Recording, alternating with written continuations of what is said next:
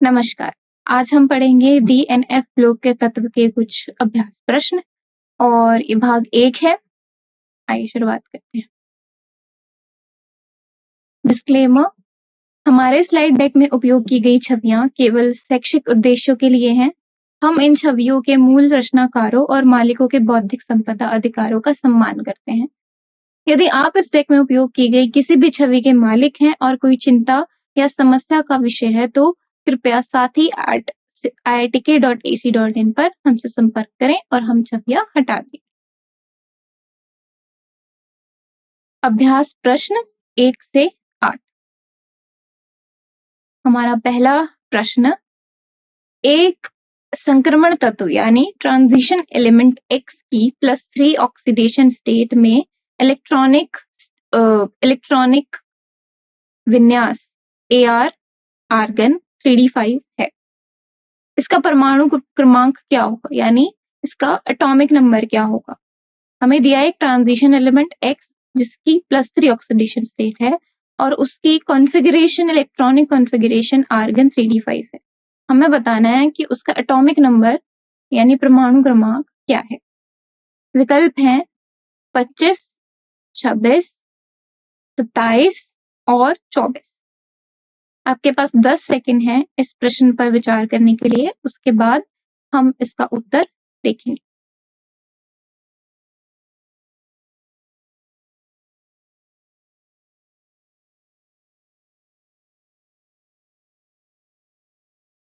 देखते हैं, तो इसका सही उत्तर है बी विकल्प यानी 26।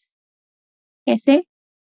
संक्रमण तत्व यानी ट्रांजिशन एलिमेंट X की +3 ऑक्सीकरण अवस्था में इलेक्ट्रॉनिक विन्यास इलेक्ट्रॉनिक कॉन्फ़िगरेशन होगा आर्गन 3d5। इसका मतलब है यह +3 ऑक्सीकरण अवस्था प्राप्त करने के लिए 3 इलेक्ट्रॉन खो देता है। किसी भी एलिमेंट की अगर +3 ऑक्सीडेशन स्टेट है, इसका मतलब उसने 3 इलेक्ट्रॉन खो दिए हैं, लूज कर दिए हैं। इसका मतलब तत्व X की ग्राउंड स्टेट में इलेक्ट्रॉनिक कॉन्फ़िगरेशन होगी आर्गन 3d6 4s2।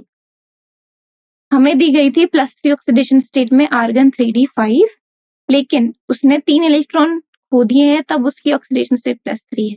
यानी अगर हम उसके 3 इलेक्ट्रॉन उसमें जोड़ दें तो ग्राउंड स्टेट इलेक्ट्रॉनिक कॉन्फ़िगरेशन आ जाएगी जो होगी आर्गन 3d6 4s2। इसका मतलब यह विन्यास लोहे का है यानी आयरन का है, जिसका एटॉमिक नंबर है 26। इसीलिए हमारा बी विकल्प यानी 26 इसका सही उत्तर है। अगले प्रश्न पर बढ़ते हैं। कुछ संक्रमण तत्वों की धात्विक त्रिज्या नीचे दी गई है। हमें मेटालिक रेडियाई धात्विक त्रिज्या पिकोमीटर में कुछ एलिमेंट्स की दी गई है। इनमें से किस तत्व का घनत्व यानी डेंसिटी सबसे अधिक होगा। सबसे ज्यादा घनत्व सबसे ज्यादा डेंसिटी किसकी होगी? आयरन, कोबाल्ट, निकल और कॉपर में से, जिसमें से मेटालिक रेडियाई इनका दिया हुआ है पिकोमीटर्स में। आयरन का है 126, कोबाल्ट का 125, निकल का भी 125 और कॉपर का 128।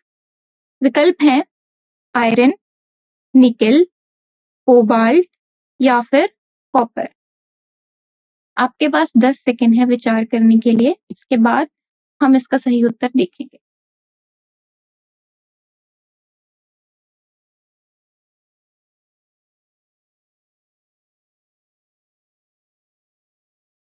इसका उत्तर जानते हैं। इस प्रश्न का सही उत्तर है विकल्प डी यानी कॉपर। कैसे? घनत्व यानी डेंसिटी का फॉर्मूला होता है द्रव्यमान अपॉन आयतन यानी मास डिवाइडेड बाय वॉल्यूम किसी भी एलिमेंट के लिए। जब हम आयरन से कॉपर की ओर बढ़ते हैं तो द्रव्यमान यानी मास बढ़ता है। जब हम आयरन से कॉपर की तरफ जाते हैं तो हमारा जो मास है उन एलिमेंट्स का वो भी बढ़ता है और आयतन यानी वॉल्यूम घटता है। इसीलिए घनत्व बढ़ता है यानी डेंसिटी बढ़ती है, क्योंकि आप देख सकते हो जो डेंसिटी का फॉर्मूला है वो मास अपॉन वॉल्यूम यानी द्रव्यमान अपॉन आयतन। और अगर हम आयरन से कॉपर की तरफ चलते हैं तो हमारा द्रव्यमान बढ़ता है, मास बढ़ता है और आयतन यानी वॉल्यूम घटता है। तो अगर न्यूमरेटर में वाली चीज बढ़ेगी, इसका मतलब है जो हमारा फॉर्मूला है वो बढ़ेगा यानी घनत्व यानी डेंसिटी बढ़ेगी। ठीक है, इसका मतलब आयरन की डेंसिटी होगी सबसे कम और कॉपर की डेंसिटी होगी सबसे ज्यादा। आयरन की होगी 7.87, कॉपर की 8.90, निकल की 8.91 और कॉपर की 8.95। तो आप देख सकते हो कि सबसे ज्यादा डेंसिटी की, सबसे ज्यादा घनत्व कॉपर की है, इसीलिए इसका घनत्व सबसे ज्यादा है। द्रव्यमान में वृद्धि यानी मास में इंक्रीज कॉपर के मामले में आयतन में छोटी वृद्धि पर हावी होती है, इसीलिए उसका घनत्व भी बढ़ जाता है। इसीलिए इसका सही उत्तर है विकल्प डी यानी कॉपर। अपने अगले प्रश्न पर पढ़ते हैं। वेनेडियम, क्रोमियम, मैंगनीज और आयरन के परमाणु क्रमांक क्रमशः हैं 23, 24, 25 और 26। इनमें से किसकी दूसरी आयनीकरण एंथैल्पी यानी सेकेंड आयनाइजेशन एंथैल्पी सबसे अधिक होने की उम्मीद की जा सकती है? तो हमें 4 एलिमेंट दिए हैं, vanadium, chromium, manganese and iron, और उनके एटॉमिक नंबर्स दिए हैं 23, 24, 25 और 26। हमें पूछा है कि इन चारों एलिमेंट में से किस एलिमेंट की सेकेंड आयनाइजेशन एंथैल्पी सबसे ज्यादा हो। ऑप्शंस है क्रोमियम, मैंगनीज, आयरन या फिर वेनेडियम। आपके पास 10 सेकेंड है इस प्रश्न पर विचार करने के लिए, उसके बाद हम इसका सही उत्तर देखेंगे।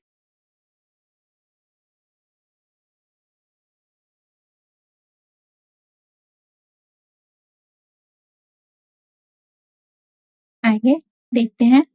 तो इस प्रश्न का सही उत्तर है विकल्प ए यानी क्रोमियम। कैसे?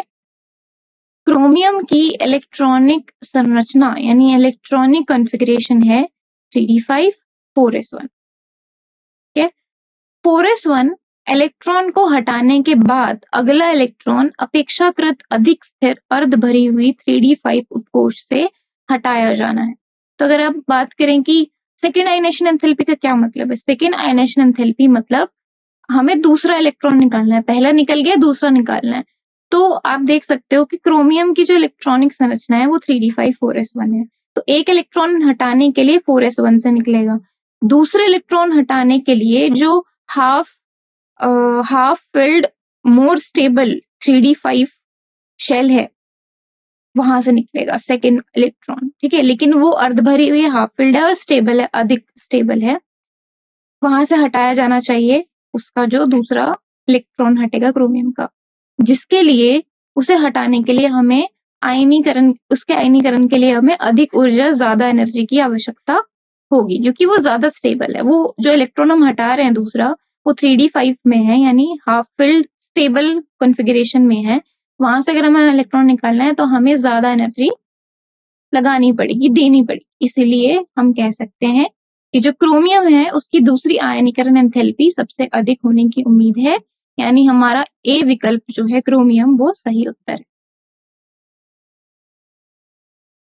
आगे बढ़ते हैं अपने अगले प्रश्न की ओर। फ्लोराइड में मैंगनीज की उच्चतम ऑक्सीकरण अवस्था +4 है, जो कि MnF4 में है, लेकिन ऑक्साइड में उच्चतम ऑक्सीकरण अवस्था +7 है, यानी Mn2O7 में। क्योंकि क्या कारण है इसका, हमें वो बताना है। तो जो फ्लोराइड होते हैं मैंगनीज के फ्लोराइड, उसमें आप देखोगे तो सबसे ज्यादा ऑक्सीकरण अवस्था ऑक्सीडेशन स्टेट +4 है, जो कि MnF4 में है। और अगर हम ऑक्साइड्स में देखें मैंगनीज के, तो सबसे ज्यादा ऑक्सीकरण अवस्था ऑक्सीडेशन स्टेट +7 है, जो कि Mn2O7 है। तो हमें कारण बताना है कि ऐसा क्यों है, अलग अलग ऑक्सीडेशन स्टेट। विकल्प है फ्लोरीन ऑक्सीजन से अधिक विद्युत ऋणात्मक है, यानी फ्लोरीन ज्यादा इलेक्ट्रोनेगेटिव है ऑक्सीजन से। फ्लोरीन के पास डी कक्षाएं नहीं होती हैं, डी शेल्स, डी ऑर्बिटल्स नहीं होते हैं। फ्लोरीन निम्न ऑक्सीकरण या फिर लोअर ऑक्सीडेशन स्टेट को स्थिर करता है, स्टेबल करता है। या फिर सहसंयोजक यौगिकों में यानी कोवेलेंट कंपाउंड्स में फ्लोरीन केवल एकल बंध बना सकता है, एक यानी सिंगल बॉन्ड बना सकता है, जबकि ऑक्सीजन दिव्य बंधन यानी डबल बॉन्ड बनाता है। क्या सही कारण है, कौन सा सही कारण है? आपके पास 10 सेकेंड है इस प्रश्न पर विचार करने के लिए, उसके बाद हम इसका सही उत्तर देखेंगे।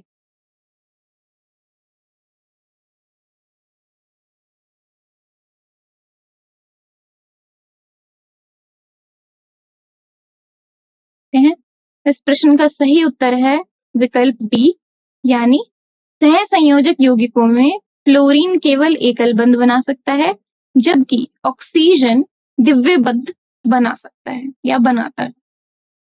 फ्लोराइड में मैंगनीज की उच्चतम ऑक्सीकरण अवस्था +4 है, जो कि MnF4 में है, लेकिन ऑक्साइड में उच्चतम ऑक्सीकरण अवस्था +7 है, जो कि Mn2O7 में। इसका कारण ये है कि सहसंयोजक यौगिकों में यानी कोवेलेंट कंपाउंड्स में फ्लोरीन एकल बंध बना सकता है यानी सिंगल बॉन्ड बना सकता है, जबकि ऑक्सीजन जो है वो द्वितीय बंधन बनाता है यानी डबल बॉन्ड बनाता है।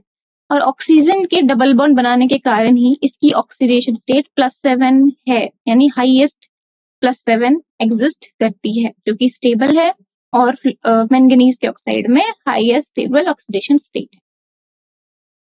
इसीलिए इसका सही उत्तर डी विकल्प है, यानी सहसंयोजक यौगिकों में फ्लोरीन केवल एक बंध बना सकता है, जबकि ऑक्सीजन द्वितीय बंधन बनाता है।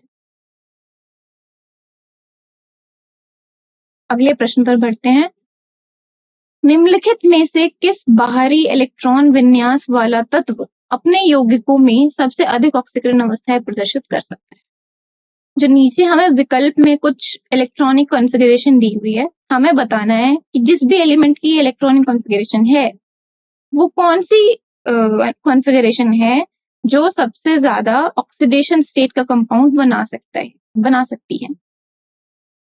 विकल्प हैं 3d5 4s2, 3d8 4s2, 3d7 4s2 या फिर 3d6 4s2। आपके पास 10 सेकेंड है इस प्रश्न पर विचार करने के लिए, उसके बाद हम इसका सही उत्तर देखें।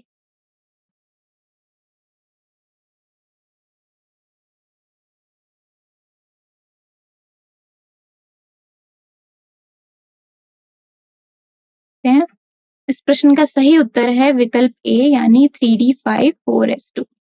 ऐसे अधिकतम संख्या में अयुग्मित इलेक्ट्रॉनों की उपस्थिति के कारण 3d5 4s2, जो कि मैंगनीज का इलेक्ट्रॉनिक कॉन्फ़िगरेशन है, विन्यास वाला तत्व अपने यौगिकों में सबसे अधिक ऑक्सीकरण अवस्थाएं प्रदर्शित कर सकता है। हम इस कॉन्सेप्ट को यहाँ यूज करेंगे कि जितनी ज्यादा maximum number of unpaired electron present होंगे किसी भी एलिमेंट के अंदर, उतनी ज्यादा स्टेबल और उतनी ज्यादा नंबर ऑफ ऑक्सीडेशन स्टेट वो एलिमेंट शो कर सकता है कंपाउंड में।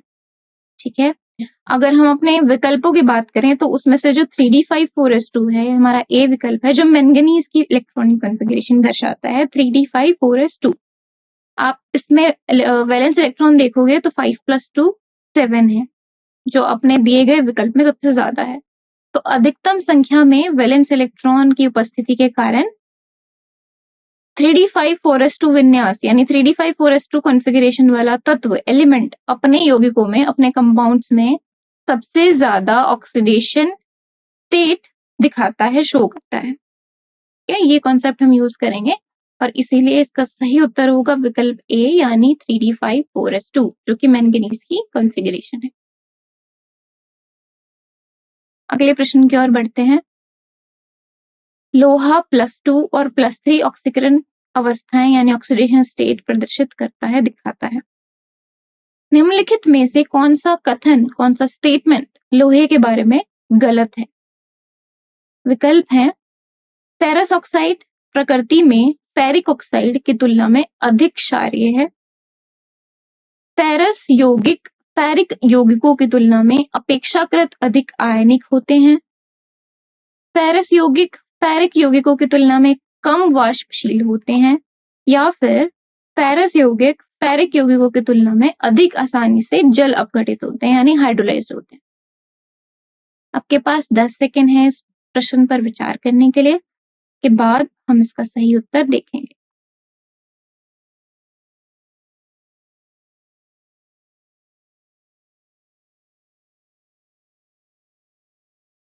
ये देखते हैं, इस प्रश्न का सही उत्तर है विकल्प डी, यानी फेरस यौगिक फेरिक यौगिकों की तुलना में अधिक आसानी से जल अपघटित होते हैं, हाइड्रोलाइज्ड होते हैं। ये गलत स्टेटमेंट है, लेकिन हमारा सही उत्तर है, क्योंकि हमें पूछा ही ये गया है कि कौन सी गलत स्टेटमेंट है। क्यों? अब ए ऑप्शन या ए विकल्प के according ferric oxide, ferrous oxide ferric oxide से ज्यादा क्षारीय है, ज्यादा बेसिक है, ठीक है, और ये होता भी है। अगर आप देखोगे तो फेरस ऑक्साइड FeO ज्यादा बेसिक है Fe2O3 फेरिक ऑक्साइड से, इसीलिए यह स्टेटमेंट सही है। यानी ये हमारा सही उत्तर नहीं हो सकता क्योंकि हमें गलत स्टेटमेंट ढूंढनी है। दूसरे ऑप्शन के according FeCl2 ferrous chloride ferric chloride के ज्यादा आयोनिक है।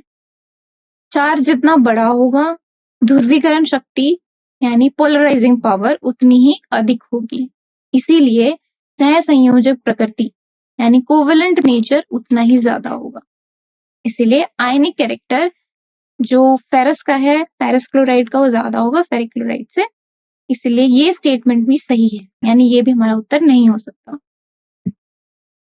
सी ऑप्शन के अकॉर्डिंग जो Fe2 पॉजिटिव है, Fe2 पॉजिटिव के सॉल्ट यानी लवण अधिक आयनिक होते हैं, इसीलिए Fe3 पॉजिटिव लवणों की तुलना में कम वॉलेटाइल वाष्पशील होते हैं, इसीलिए यह कथन भी सही है, ये स्टेटमेंट भी सही है। डी ऑप्शन के अकॉर्डिंग सहसंयोजक प्रकृति जितनी अधिक होगी यानी कोवेलेंट नेचर जितना ज्यादा होगा वे उतनी ही आसानी से हाइड्रोलाइज्ड होते हैं, जल अपघटित होते हैं, इसीलिए FeCl3 यानी ferric chloride FeCl2 ferrous chloride की तुलना में अधिक जल अपघटित होते हैं, अधिक हाइड्रोलाइज्ड होते हैं, इसीलिए ये कथन गलत है, ये स्टेटमेंट गलत है और यही हमारा सही उत्तर है क्योंकि हमें गलत स्टेटमेंट ढूंढनी थी। ठीक है, स्टेटमेंट में ये लिखा है कि फेरस क्लोराइड ज्यादा हाइड्रोलाइज्ड होते हैं फेरिक क्लोराइड के, लेकिन होते हैं फेरिक क्लोराइड ज्यादा हाइड्रोलाइज्ड फेरस क्लोराइड से, इसलिए डी विकल्प सही उत्तर है और गलत कथन है। अगले प्रश्न की ओर बढ़ते हैं। संक्रमण तत्वों के संदर्भ में निम्नलिखित में से कौन सा कथन गलत है? दोबारा हमें गलत कथन ढूंढना है। कोवेलेंट ट्रांजिशन एलिमेंट के कॉन्टेक्स्ट में हमें ढूंढना है कि कौन सा स्टेटमेंट जो हमें ऑप्शन में दिया गया है गलत है। विकल्प है सामान्य ऑक्सीकरण अवस्था के अलावा यानी नॉर्मल ऑक्सीडेशन स्टेट के अलावा शून्य यानी जीरो ऑक्सीडेशन स्टेट भी इन तत्वों द्वारा यौगिकों में दिखाई जाती है। उच्चतम ऑक्सीकरण अवस्थाओं में संक्रमण धातु ट्रांजिशन मेटल क्षारीय गुण दिखाता है, बेसिक कैरेक्टर दिखाता है और धनायनिक यौगिक बनाता है, कैटायनिक कॉम्प्लेक्स बनाता है। पहले 5 संक्रमण तत्वों स्कैंडियम से मैंगनीज तक पहले 5 संक्रमण तत्वों की उच्चतम ऑक्सीकरण अवस्थाओं में यानी पहले 5 ट्रांजिशन एलिमेंट की हाईएस्ट ऑक्सीडेशन स्टेट्स में सभी 4s और 3d इलेक्ट्रॉनों का बंधन बॉन्ड के लिए उपयोग किया जाता है। या फिर एक बार D5 विन्यास पार हो जाने के बाद यानी एक बार अगर D5 कॉन्फ़िगरेशन आगे चला गया, बंधन में भी सभी 3d इलेक्ट्रॉनों को शामिल करने की प्रवृत्ति कम हो जाती है, यानी बॉन्डिंग में सारे 3d इलेक्ट्रॉन इन्वॉल्व नहीं हो सकते, उसकी टेंडेंसी कम हो जाती है। तो कौन सा विकल्प है जो ट्रांजिशन एलिमेंट को लेके गलत है? आपके पास 10 सेकेंड है विचार करने के लिए इस प्रश्न पर, उसके बाद हम इसका सही उत्तर देखेंगे।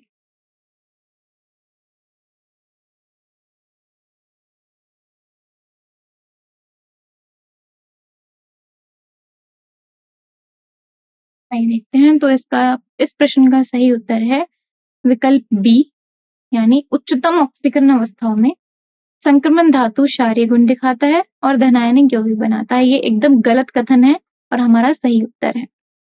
कैसे? जैसे जैसे ऑक्सीकरण अवस्था यानी जैसे जैसे ऑक्सीडेशन स्टेट बढ़ती है, विद्युत ऋणात्मकता यानी इलेक्ट्रोनेगेटिविटी बढ़ती है।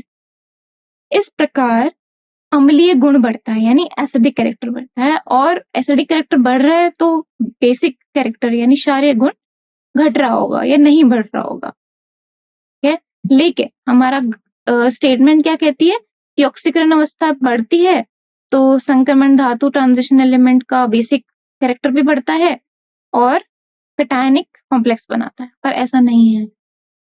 मतलब ऑक्सीडेशन स्टेट अगर बढ़ रही है तो उससे डायरेक्ट रिलेटेड है इलेक्ट्रोनेगेटिविटी, कि अगर ऑक्सीडेशन स्टेट बढ़ रही है तो इलेक्ट्रोनेगेटिविटी बढ़ रही होगी। अगर इलेक्ट्रोनेगेटिविटी बढ़ रही है इसका मतलब अम्लीय गुण यानी एसिडिक कैरेक्टर भी बढ़ रहा होगा, और अगर एसिडिक कैरेक्टर बढ़ रहा होगा तो क्षारीय गुण घट रहा होगा या फिर नहीं बढ़ रहा होगा।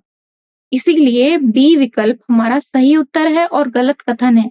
यानी उच्चतम ऑक्सीकरण अवस्थाओं में संक्रमण धातु क्षारीय गुण दिखाता है और धनायनिक युक्त बनाता है, ये गलत कथन है और हमारा सही उत्तर है। आइए अगले प्रश्न को देखते हैं। पहली पंक्ति के संक्रमण तत्वों के 4 क्रमिक सदस्य नीचे परमाणु संख्याओं के साथ सूचीबद्ध है। यानी ट्रांजिशन एलिमेंट के फर्स्ट रो के 4 ट्रांजिशन एलिमेंट रो के 4 सदस्य हमें नीचे दिए गए हैं, उनके एटॉमिक नंबर के साथ हमें बताना है कि इनमें से किसके पास सबसे उच्च E0 M3+ M2+ मान होने की उम्मीद है। जो E0 वैल्यू है रिडक्शन पोटेंशियल, ठीक है। कैसे पहचाना? 3+ से 2+ जा रहा है मेटल का चार्ज ऑक्सीडेशन स्टेट। अगर ऑक्सीडेशन स्टेट 3+ से 2+ जा रही है मतलब घट रही है, मतलब रिडक्शन हो रहा है, तो E0 ये रिडक्शन पोटेंशियल है। तो हमें बताना है कि इनमें से किसका रिडक्शन पोटेंशियल सबसे ज्यादा है, सबसे ज्यादा होने की उम्मीद है। विकल्प है मैंगनीज, एटॉमिक नंबर है 25, आयरन एटॉमिक नंबर है 26, कोबाल्ट एटॉमिक नंबर है 27 या फिर क्रोमियम एटॉमिक नंबर है 24। आपके पास 10 सेकेंड है इस प्रश्न पर विचार करने के लिए, उसके बाद हम इसका सही उत्तर देखेंगे।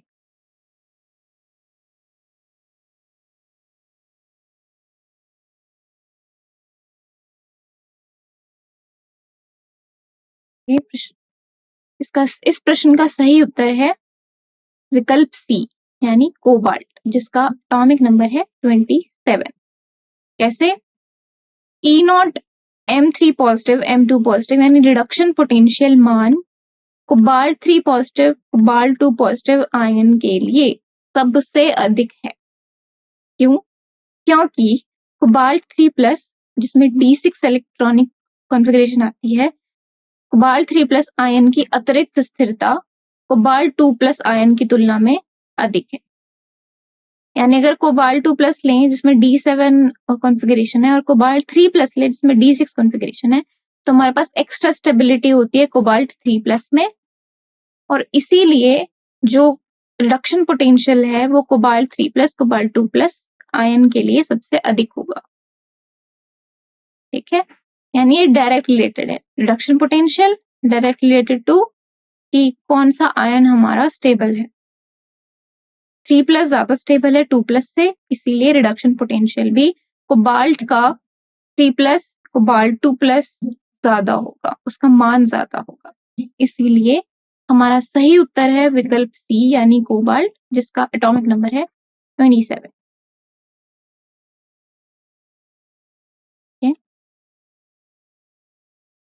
धन्यवाद।